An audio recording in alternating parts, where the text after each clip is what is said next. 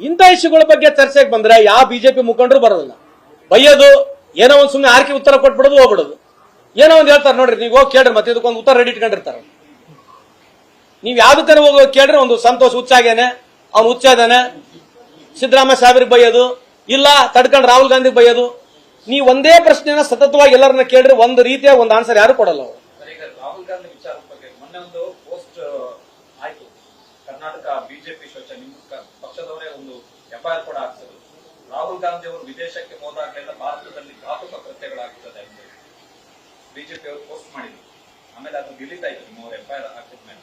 So ಯಾಕೆ ಇವೆಲ್ಲ ಯಾಕೆ ಇಂಪ್ಲಿಮೆಂಟ್ ಆಗ್ತಿದೆ? ಇದೇ ಕೆಲಸ ರೀ, ಬೇರೆ ಏನ್ ಕೆಲಸ ಇದೆ ರೀ ಅವ್ರಿಗೆ? ಬಿಜೆಪಿ ಏನ್ ಕೆಲಸ ಇದೆ? ಅವ್ರಿಗೆ ಏನಾಗಿದೆ ರೀ? ಸುಖದ ಪಾರ್ಟಿ, ಅದು ರೊಕ್ಕರ ಪಾರ್ಟಿ. ಅವರಿಗೆ 20-30 ಸಾವಿರ ಹುಡುಗರು ಬರೀ ಇದೇ ಕೆಲಸ ಮಾಡ್ತಾರೆ. ಅವ್ರು ರೊಕ್ಕ ಕೊಟ್ಬಿಡ್ತಾರೆ, ಇನ್ಫ್ಲುಯೆನ್ಸರ್ಸ್ ರೊಕ್ಕ ಕೊಡ್ತಾರೆ. ಇನ್ಫ್ಲುಯೆನ್ಸರ್ಸ್ಗಳಿಗೆ ರೊಕ್ಕ ಕೊಡೋದು. ಯಾರು ಜಾಸ್ತಿ ಪಾಪ್ಯುಲರ್ ಇರ್ತಾರೆ, ಅವ್ನು ಅಕ್ಷಯ್ ಕುಮಾರ್ ಭಾಷಣ ಹೊಡೆದಿದ್ದ. They see the passport and they see you are from country of Modi, India ಅಲ್ಲ ಅಂತ ಅವ್ನು ಹೇಳಿದ್ ಯಾರು? ಅಕ್ಷಯ್ ಕುಮಾರ್. ಇವತ್ತು ಪಾಸ್ಪೋರ್ಟ್ ರ್ಯಾಂಕಿಂಗ್ ಏನಿದೆ mister Akshay Kumar? Mister Akshay Kumar, please come on record and please tell where are we in ranking today? You came and promoted saying that, oh, wherever we go, they don't ask, is it a passport of India? They'll say, I will come from land of Modi ಅಂತ. ಇವನು ಹೇಳಿದ್ರು, ಯಾರು? ಅಕ್ಷಯ್ ಕುಮಾರ್ ಹೇಳಿರೋದು. ಯಾಕಂದ್ರೆ ಇವನಿಗೆ interview ಕೊಟ್ಟಿದ್ರು ಅವರು. ಯಾರಿಗೆ? ಅಕ್ಷಯ್ ಕುಮಾರ್ಗೆ. ಇವನು ಹೋಗಿ ಪುಣ್ಯಾತ್ಮ ಇಂಟರ್ವ್ಯೂ ಮಾಡಿದ್ದ. ಮೋದಿಜಿ ಆಪ್ ಆಮ್ ಕೈಸೆ ಖಾತೆ ಹೋ ಅಂದ್ರೆ ಮಾವಿನ ಹೆಂಗ್ ತಿಂತೀರಿ? ಆಮ್ ಚೂಸ್ಕೆ ಖಾತೆ ಹೋಗಿ ಕಾಟ್ಗೆ ಖಾತೆ ಹೋ. ಇವನು ಇಂಟರ್ವ್ಯೂ ಮಾಡಿರೋದು ಯಾರಿಗೆ? ಮೋದಿ. ಅಂದ್ರೆ ನೀವು ಮಾವಿನ ಇಚ್ಚಿಕೆ ತಿಂತೀರಾ, ಏನ್ ಕಟ್ ಮಾಡಿ ತಿಂತೀರಾ? ಆಮೇಲೆ ಗೊಟ್ಲ ತಿಂತೀರಾ? ಗೊಟ್ಲ ತಿನ್ನಂಗಿಲ್ಲ. ಪ್ರಧಾನಮಂತ್ರಿ ಉತ್ತರ ಕೊಟ್ಟರು ಅದಕ್ಕೆ. ಈ ಯಾರು? ಅಕ್ಷಯ್ ಕುಮಾರ್ ಪ್ರಶ್ನೆ ಕೇಳ್ತಾನೆ. ಅಕ್ಷಯ್ ಕುಮಾರ್ ದೇಶದ ಎಲ್ಲಾ ಸಮಸ್ಯೆಗಳಿಗೆ ಬಿಟ್ಟುಕೊಂಡು ಮೋದಿ ಸಾಹೇಬರು ಹೆಂಗ್ ಮಾವಿನ ಹಣ್ಣು ತಿಂತಾರಂತ ಪ್ರಶ್ನೆ ಕೇಳ್ದ. ಯಾರು? ಅಕ್ಷಯ್ ಕುಮಾರ್. ಅದಕ್ಕಾದ್ಮೇಲೆ ನೆಕ್ಸ್ಟ್ ಅವ್ನ ಮುಂದೆ ಇನ್ಫ್ಲೂಯೆನ್ಸ್ ಅಲ್ಲ, ಅವನು ಮುಂದೆ ಇಟ್ಕೊಂಡು ನಾವೆಲ್ಲೇ ಹೋದ್ರೆ ಅವನು ಈ ದೇಶದ ಪಾಸ್ಪೋರ್ಟ್ ಅಲ್ಲ, ಅವನು ಕೆನಡಿಯನ್ ಸಿಟಿಸನ್. ಅವನು ಈಗ ತಗೊಂಡಿದ್ದಾನೆ, ಯಾಕಂದ್ರೆ ಚರ್ಚೆಗೆ ಬಂದ ತಗೊಂಡಾನೆ. ಅವನು ಭಾಷಣ ಹೊಡೆಯೋದು ಏನಂತ? ಯಾರು ಪಾಪ್ಯುಲರ್ ಇರ್ತಾರೆ. ಈಗ ನೋಡ್ರಿ, ಈಗ ಯಾವ್ದೋ ಮೋಸ್ಟ್ ಪ್ರಾಬಲಿ ಈಗ ಎಐ ಒಂದು ಈವೆಂಟ್ ನಡೀತದೆ ಅಲ್ಲಿ ಮಹಾರಾಷ್ಟ್ರದಲ್ಲಿ. ಈಗ ಎ ಈವೆಂಟ್ ಈ ಉದ್ಘಾಟನೆ ಯಾರು ಮಾಡಕ್ಕೆ ಬರ್ತಾರಲ್ಲ, ಕರಣ್ ಜೋ ಅವರು. ಅವನೊಂದು ಜೀವನದ ಒಂದು ಕೋಡಿಂಗ್ ಮಾಡ್ರಂಗಿಲ್ಲ ಪುಣ್ಯಾತ್ಮ. ಯಾವುದು? ಯಾರು ಪಾಪ್ಯುಲರ್ ಇದಾರೆ ನಮ್ಮ ದೇಶದಲ್ಲಿ? IPL, ನಮ್ಮ ದೇಶದಾಗ ಏನ್ ನಡೀತದೆ? IPL ವರ್ಷದಾಗೆ 100 ದಿನ IPL ಇಟ್ಬಿಡೋದು, ಕ್ರಿಕೆಟ್ ಟೂರ್ನಮೆಂಟ್ಗಳು ತರೋದು, ಬೆಟ್ಟಿಂಗ್ ಇಡಬೇಡೋದು ರೀ. ಪಾರ್ಲಿಮೆಂಟ್ ನಾಗ ತೆಗೆಸ್ರಿ ಅದನ್ನ.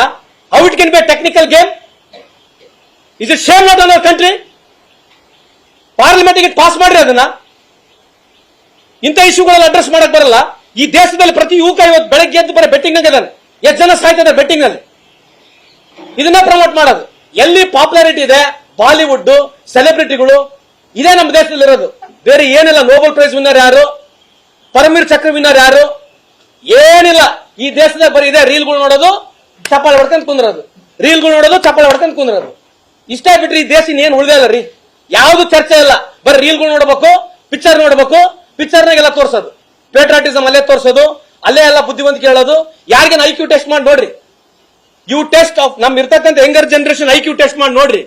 ಯಾಕೆ ಗೊತ್ತಿಲ್ಲ IQ ಟೆಸ್ಟ್ ಅಂದ್ರೆ? ಅವಕಾಶನೇ ಇಲ್ಲ ಯಂಗರ್ ಜನರೇಷನ್ಗೆ. ದಿನಾ ಬೆಳಿಗ್ಗೆ ಇದ್ರೆ ಟಿವಿ ತೋರಿಸ್ಬೇಕು ಅವರಿಗೆ. ರಾಂಗ್ ಇನ್ಫಾರ್ಮೇಶನ್ ಫೀಡ್ ಮಾಡೋದು, ಬ್ಯಾಡ್ ಇನ್ಫಾರ್ಮೇಶನ್ ಫೀಡ್ ಮಾಡಿ ಇಡೀ ದೇಶದ ಯುವ ಜನತೆಗೆ ಇವತ್ತು ಅಲ್ಲಾಡಿಸಿರ್ತಕ್ಕಂಥದ್ದು ಭಾರತ ಸರ್ಕಾರನೇ. ಇವತ್ತು ಎಷ್ಟು ಕೇಸಸ್ ಇದೆ ಗೊತ್ತಾ ನಿಮಗೆ? ದಿನ ಬೆಳಗ್ಗೆ ಇದ್ರೆ ಏನ್ ಬರ್ತದೆ? ಫೋನ್ ಮಾಡಿದ್ರೆ ಏನ್ ಬರ್ತಮ್ಮ? ರಿಂಗ್ ಟೋನು ಏನ್ ಬರ್ತದೆ ನಿಮಗೆ? ಮತ್ತೆ ಯಾಕೆ ಫೈಬರು? ನೀವು ಬಹಳ ಬುದ್ಧಿವಂತರು ನೀವೇ. Digital India, digital India, digital India ಅಂತ ಯಾರು ಹೇಳಿದ್ರು? ಇವತ್ತು ಡಿಜಿಟಲ್ ಫ್ರಾಡ್ ಎಷ್ಟಾಗಿದೆ ಗೊತ್ತಾ ನಿಮಗೆ ಈ ದೇಶದಲ್ಲಿ? ಮತ್ತೆ ಬೆಳಗ್ಗೆ ಫೋನ್ ಮಾಡಿದ ತಕ್ಷಣ ನಿಮ್ಗೆ ಯಾರು ಕೇಳೋದಲ್ಲ, ಅಲ್ಲಿ ರಿಂಗೇ ಬರೋದಿಲ್ಲ, ಇದೇ ಬರ್ತದೆ. ನಿಮಗೆ ಯಾರನ್ನ ಕರೆ ಮಾಡಿದ್ರೆ, ನಿಮಗೆ ಯಾರನ್ನ ಸೈಬರ್ ಕ್ರೈಮ್ ಅಂತ ಹೇಳಿ ಇದು ಯಾಕೆ ಬರ್ತಾ ಇದೆ? ಮತ್ತೆ ಎದಕ್ಕೆ ಬರ್ತಾ ಇದೆ ಇದು? ರೀಸನ್ ಏನು? ಮತ್ತೆ crime rate has gone every year 1 ಲಕ್ಷದಿಂದ 2 ಲಕ್ಷ, 2 ಲಕ್ಷದಿಂದ 3 ಲಕ್ಷ, 3 ಲಕ್ಷ 4 ಲಕ್ಷ, 4 ಲಕ್ಷ 5 ಲಕ್ಷ ಕ್ರೈಮ್ ರಿಜಿಸ್ಟರ್ಡ್ ಆಗ್ತಾ ಇದೆ.